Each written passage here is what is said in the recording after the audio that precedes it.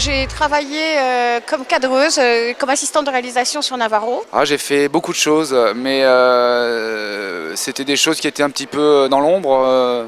Quand on joue au théâtre, par exemple. Là, en ce moment, je prépare une expo de peinture à l'huile. J'ai vécu ma vie privée, comme par définition, qui est privée, quoi. J'en parle pas. On est là, Hélène. Qu'est-ce qui m'arrive là? Aïe, aïe, aïe. Aïe, ma tête. Aïe, aïe, aïe. Aïe, aïe, aïe. Bouge pas, Hélène. Bouge pas. Où je suis là? Alors depuis la fin des vacances, j'ai essayé de continuer dans ce métier. Ça s'est voué par un échec lamentable. J'ai fait du cinéma indépendant, j'ai fait beaucoup de musique. Je crée des objets qui sont en vente dans des galeries de créateurs. On a travaillé sur IDF1, donc on a fait plein d'émissions. Moi avec Patrick, je faisais une quotidienne. J'avais une boîte de production qui m'a permis de réaliser des courts-métrages.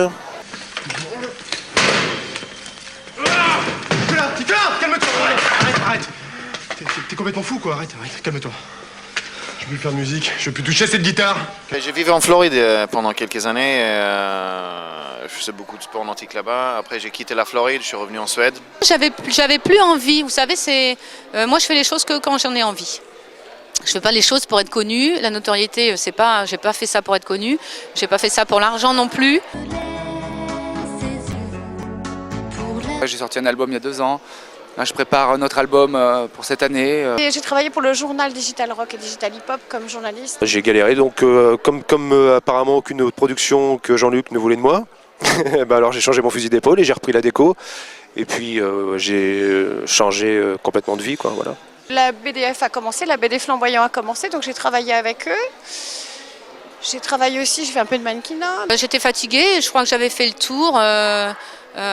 J'avais besoin de prendre du recul, j'avais besoin peut-être de me retrouver, tout simplement. J'ai déjà un ranch avec plein de chevaux. J'ai repris la peinture et depuis quelques années, j'essaie de promouvoir mon travail, en fait, qui sont des tableaux en relief. Et je vous cache pas que c'est pas facile. J'avais acheté beaucoup de terrain pendant cette époque en Suède pour pouvoir commencer à construire. J'adore construire des choses. On construit des maisons en fait. J'ai beaucoup voyagé surtout et beaucoup navigué puisque, comme chacun le sait, j'ai une passion invétérée pour la mer. Voilà.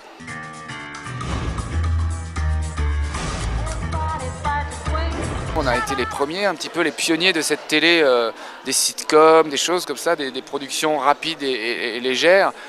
Et on a payé le prix fort. Pour tout vous dire, être artiste, c'est dur.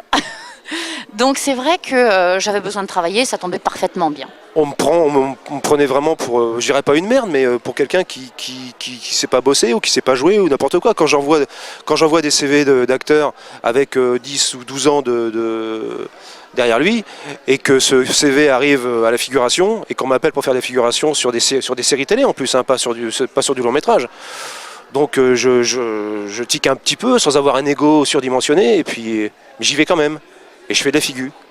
Et il y a plein de gens de 30 ans qui me disent mais qu'est-ce que vous faites là, quoi, faire de la figuration? C'est ce qu'on me propose. Je me suis essayé à des programmes courts, à des créations, etc. Et je me suis heurté évidemment à la dure réalité du métier de producteur. Ça a été un petit peu laborieux, ça m'a empêché de tourner sur différentes séries et téléfilms, mais toujours des guests, etc. Bon voilà. C'est un peu le blacklistage, je sais pas, c'est-à-dire se dire qu'on est un peu entre guillemets grillé quand on arrive sur un rendez-vous ou qu'on n'a même pas accès au rendez-vous, ça peut être très frustrant. C'est ça, à une certaine époque qui m'a un peu pollué l'esprit, mais enfin j'ai quand même réussi malgré tout à rebondir, à faire des choses passionnantes.